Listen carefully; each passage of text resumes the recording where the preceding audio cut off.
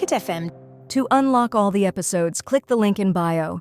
My foster mother gave me to the devil just to let her daughter shine. He shattered my body and swallowed my screams. The scars stayed on my body for years. I grew up as a nobody. I spent my entire childhood in the darkness of a dungeon, forgotten, unseen, and alone. My name is Talia, but no one calls me Talia except for teachers on the first day of schooling. I'm more popular as the Wolfless Freak. I'm a werewolf in the Red Moon Pack. Since I'm an orphan, I'm not completely sure how old I am, but pretty sure I'm 16. Also, I'm an Omega, which means I'm a servant. My job is to make the meals for the werewolves who live in the pack house. Between making breakfast and dinner for over 100 wolves, cleaning up after them, and restocking the pantries of the ranked members' apartments on the 3rd and 4th floors, I do normal teenager stuff.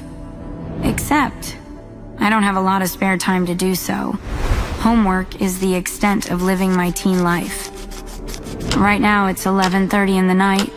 I'm putting the finishing touches on my English essay when I hear the door of the dungeon slam open.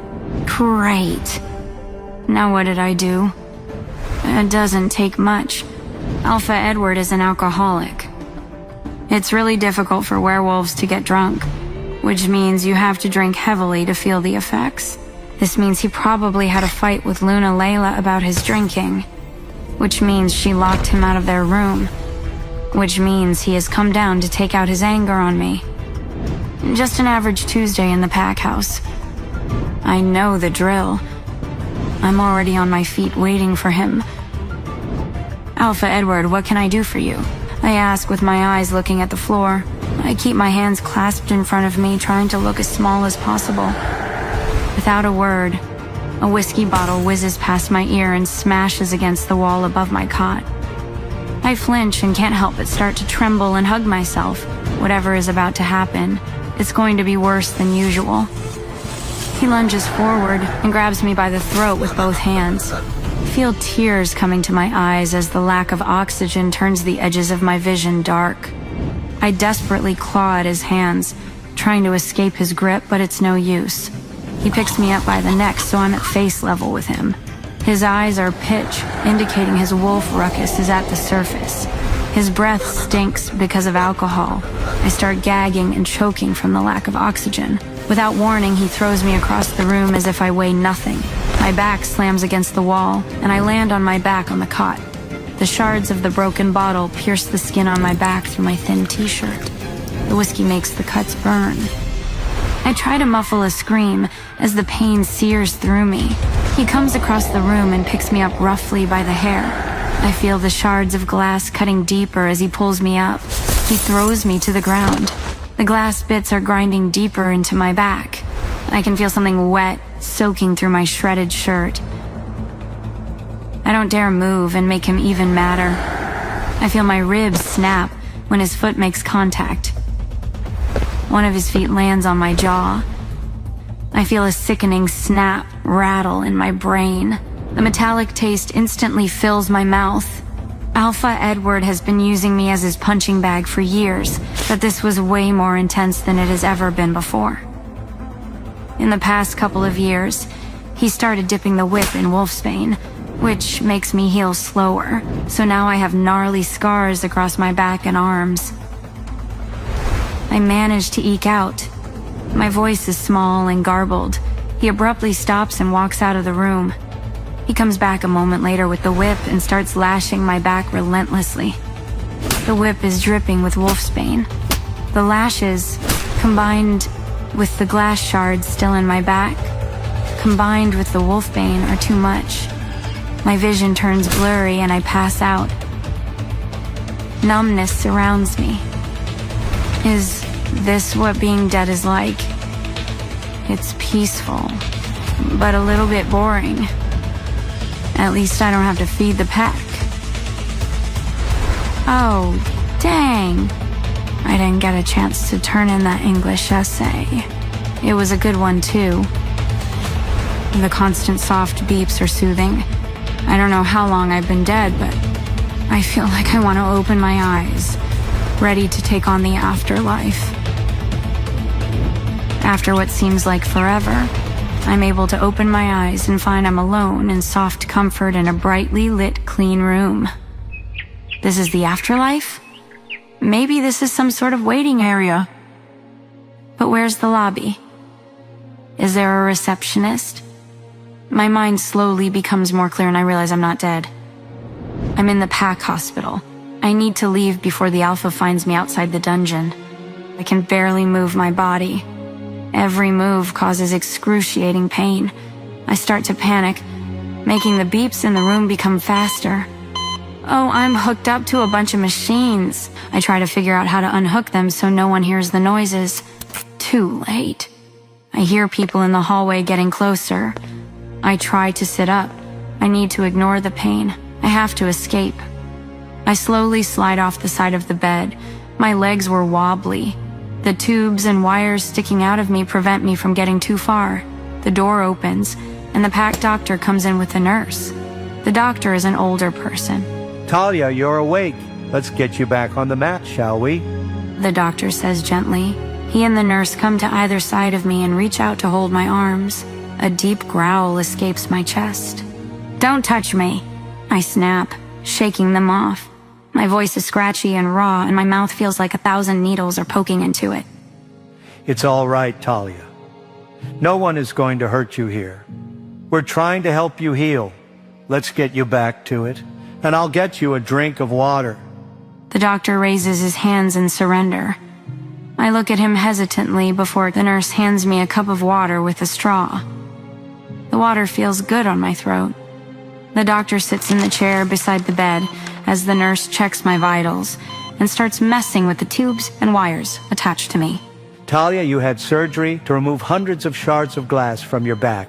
We also had to reset some ribs, your jaw, and you had a lot of wolfsbane in your blood. We gave you a transfusion to clear it from your system so you could heal. You're lucky your wound isn't so serious. Sure about that last part, doctor? I think to myself.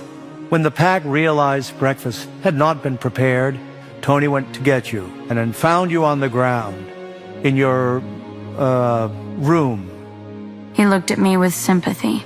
Talia, who did this to you? It's a crime. That could be grounds for banishment from the PAC. I can't answer him. I stare at my hands on my lap quietly. How can I tell him Alpha Edward is the one who caused this? There's no way he'd believe me. Even if he did, what are they going to do? Banish the Alpha? Fat chance of that. I decide my best move is to just shake my head no. I don't want to get out of the PAC for lying. I have nowhere to go. I would be nothing. Okay, let's move on to the next question. When do you turn 17? He looks at the papers inside his folder. I don't know exactly, sir. I say honestly. He looks at me with a furrowed brow. He glances at the nurse and asks her to give us privacy for a few minutes. Am I in trouble? I just woke up. I don't know what I could have done. You don't know your birthday, Talia? My father brought me here when I was a baby. He was a bad guy. Alpha Edward, well, I feel my face burning with embarrassment. My hands tremble and tears threaten to escape my eyes. I didn't think I would have to tell the story to the doctor. I thought everyone already knew. My father was a bad guy. Alpha Edward ended his life for coming into PAC territory without permission. They didn't realize he was carrying a baby until they unzipped his jacket and saw I was tucked inside. It was a miracle I survived. Since I was just a baby, they couldn't just get rid of me, but they didn't know anything about me. I was wrapped in a blanket that had the name Talia embroidered on it. So that is what they called me. My father could have been a kidnapper for all I know. The only reason they gave me the last name Jackman is because after they took down my father, they looked through his wallet to identify him. The only form of ID he had was a library card that said Brian Jackman on it. I've tried an internet search for his name on the computer in the school library before. Nothing comes up in the search. You don't need to finish. I know what happened to your father. Well, after that happened, Luna Layla took me in until I was old enough to start school. Then she moved me into the dungeon. I've kind of been on my own since then. I never found out when my actual birthday was. And to be honest, you're the first person who has ever asked. I mean, I guess I'm 16. My wolf hasn't woken up yet. The doctor nods, looking at me with pity, almost like he cares. He asks me a few more questions about my medical history. There's nothing to speak of. I don't remember ever being treated by a doctor before. He closes the folder and tucks his pen into his shirt pocket. Well, I know you haven't had a chance to look in the mirror yet, but when you do, you may find you look a little different. Don't be alarmed. I've done as many tests as I could think of, and it is not medically related. Yes, sir? I assume he means I'm healing faster, but why did he need me to look in the mirror? Why not just tell me? I look at the nurse who is staring at me. When she realizes I caught her, her eyes dart away. What's that about? Okay, lady. Rude? I'll leave you now. You can go in the bathroom and wash up. Just take that bowl with the IV solution with you. There are lounge shorts and fresh underwear in the bag. You need to leave the hospital gown on until your back heals. All right? Yes, ma'am. Thank you, Diane. She nods and leaves the room. It's the first time in my life people have been kind to me. I mean, I think it's part of their job, but still. All I have known so far were insults, physical misery, and hard work. Never any kindness. Never any. I feel like I can trust the doctor, but I'm still wary of Nurse Diane. The way she stared at me just now makes me uncomfortable. I pick up the duffel bag and go to the bathroom. I avoid looking in the mirror. Everything in the bathroom is fresh. There's a shower, but I'm worried the pressure of the water will hurt my back. I decided to fill the tub halfway and get in. The water is warm and soothing. There's a washcloth and a fresh bar of soap. I clean myself until the water is gross. I drain the tub, wipe out the ring of dirt around the edge, and fill it again. The water is not nearly as dirty as this time when I finish washing. I find it hard to raise my hands, but I don't want to call the nurse to help me. I gently wash my hair, dry off, and wrap the soft towel around my head. There's a toothbrush and a small tube of paste on the shelf by the sink. I'm living in the lap of luxury in the PAC hospital. I pick them up and start brushing my teeth. I can't avoid it anymore. I need to look in the mirror. I finally worked up the courage to take a peek. What I see makes me drop the toothbrush. My face is still covered in bruises, but that's not what made me drop the toothbrush. The iris of my left eye is violet, not like a shade of blue that could be a little purple in the right light. No, my right pupil is still the drab gray I'm used to, but my left pupil looks crazy. I blink my eyes hard a few times. Still the same. I tried rubbing my eye, but it doesn't make a difference. There's no mistaking it. My eye is bright, practically glowing. Violet. The 2 days seem to last forever. I'm not complaining, though. I've never gotten so much in my life, and as a bonus, I get 3 meals a day. 3. I keep looking in the mirror. I can't get over how weird my purple eye looks. I wake up on the 2nd day and go to the bathroom to freshen up. I stare at myself in the mirror for the millionth time. My left eye is still violet. Now my right eye seems like it's starting to turn violet as well. There was nothing I could do about it, so I decided to try not to worry. Since Red Moon is a pretty big pack, we have a high school on PAC territory. The library has a really big werewolf lore research section. I will do some research during lunch. As I tilt my head to the side to brush my hair, I notice a chunk of my hair has changed color. Instead of my normal mousy brown, it is silvery gray. Okay, seriously now. And what is going on? What is happening to me? Is this a trick? Is there bleach in the shampoo or something? If it is a trick, it isn't funny. I pick up the bottle and smell it. It smells like strawberries, not bleach. Weird. I have never heard of a wolf's eye or hair color changing when they are coming of age, but that's what the doctor thinks is happening.